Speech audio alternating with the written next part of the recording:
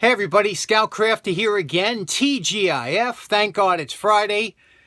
You made it through another week. And again, we are getting close to the end of March. This month went very fast for me. I'm sure it did the same for you. And we got a very interesting wrench today. It's rare, semi-rare, but I'm sure the majority of you have never seen this before, and I know you like those. You like the wrenches and tools you've never seen before. These are kind of a plier style, so let's get right to it and check them out. Okay, and here it is. And what you're looking at here is a Kant slip, and it's spelled with a K. You see that Kant slip wrench, and you see over here, it says that here's the patent dates. It was applied for in May 1919. It was granted in April of 1920, although here it says August, but on the patent it says April. And if you look here, you can't really see it here, but it says the AT Wrench and Tool Company, and it was out of Baraboo, Wisconsin.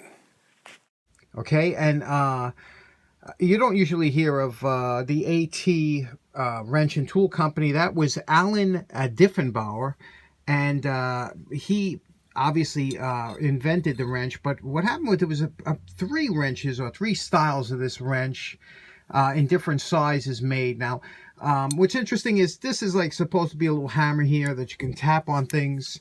It's got the obligatory screwdriver on the back that a lot of tools from the 20s had here, that little screwdriver. And how this works, as you can see, is as you grip it, it adds extra pressure. And I'll show you this when it's cleaned up. You can see here we have extensive pitting throughout the whole wrench, okay? And that's why I was attracted to this wrench, because I said I thought, or these pliers, I thought it'd be very interesting for me to see if I could somewhat do this justice. And when I say rare, you know, you do see these pop up on eBay every once in a while, but because it's semi-rare, the prices are, you know, reflected. You know, you see these go for $30, $35, things like that. Here's what we're going to have to do. This, you see, it's a two-piece rivet system here. We're going to have to make a whole new rivet system there. So to take these apart, to really do these justice and get them cleaned up nicely. The jaws are in decent shape. And I would like to keep this feature here. You see that nice feature on top. And the rest of the forge lines we can ditch, because, you know, this will be a nice tool when we're finished. Hopefully, let's get started drilling out that rivet. Now, the beauty of drilling out these rivets is, you can see, like I said, it's a two-piece rivet here. You have the top cone here. We drilled out, you can see we centered it, you know, and this pops right off. Once you drill it out a little bit, when you try and grind them off, you always take the chance of hitting the pliers, and I've done it before, and I've screwed up. So now I always drill out the screws or rivets. Okay, here we are after our post wire brush evaluation, and you can see, ay Dios mío, look at those pits, huh? That has to be one of the ugliest. This thing was dredged out of the ocean, maybe. Okay, so, but one improvement I did want to make on this wrench is, well, I keep saying wrench, pliers, but is that this rivet here, okay? And, you know, this thing wasn't smooth. It was binding up a lot. And I was thinking, because the rivet tends to cant, and they talk about can't slip, well, a canting is a turning, twisting of the rivet. And I believe that a better design for this type of pliers, if this hole was threaded and a bolt was put through here, this would keep that bolt rigid.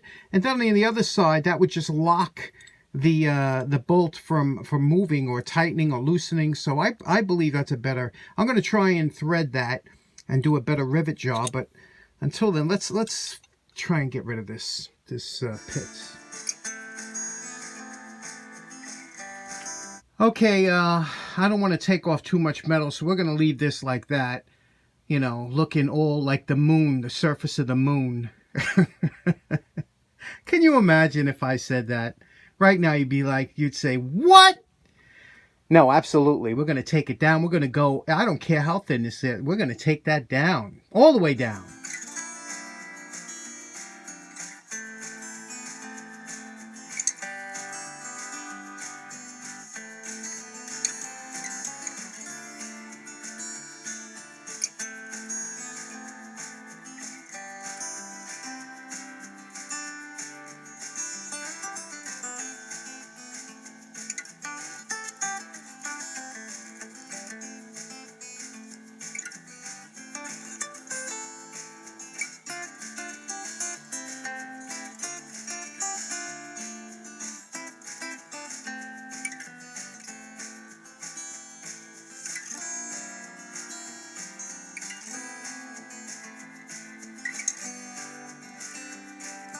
Okay, now comes the pin time. We're at plan B. I tried threading, tapping that part of the pliers. It's just the steel is too hard. I couldn't get my tap to grip. So now what we're going to do is we're going to try and make this rivet. Since we can't tap it, which would have been the preferred method, what I'm going to do is I'm going to use this method here. And what we're going to do is we're going to try and make this a press fit, which will be the next best thing. A press fit here coming up, and then we're going to have to, reduce the diameter of the shaft a little bit so that we could put a conical type washer very much like this over it and then peen it over. And that'll give a nice solid rivet system where you won't have any slop in it, hopefully. And there we are. That's our elaborate two-piece system. And you could see here, this is will be a press fit into the one half of the pliers. Then we have that second piece that'll go on. That also is a tight fit. And then all we have is a slight peening over to do with the top here. And that'll be a nice looking rivet. This was a difficult part of this job.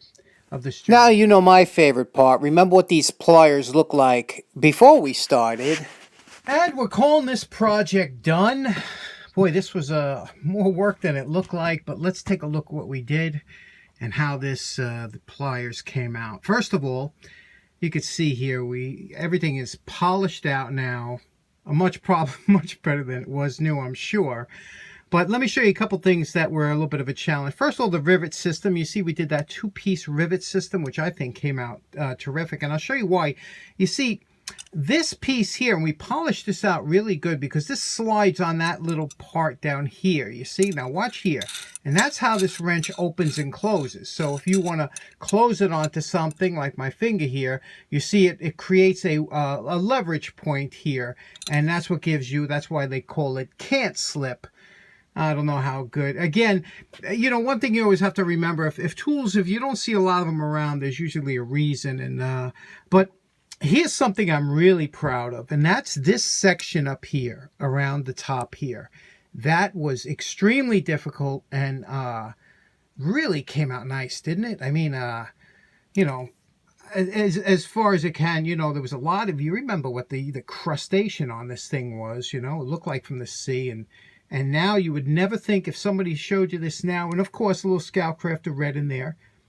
And really enjoyed the project, but it was a little bit difficult. Okay, let me give you a quick demonstration of how this would work. You would approach the, I guess the fastener or nut or whatever like this, and then squeeze down here, and you could see it gives you a good purchase, but I don't know how intuitive this is to use, as far as the pliers go. We've used other ones that seem to be a little bit more easier to use for the regular person, but once you get used to it, I guess you can, but you can see how that grips up on there, and the curves give you a nice grip, because this goes into your palm and your fingers wrap around here. So in that sense, and again, remember, this is meant to go like, you see how that works?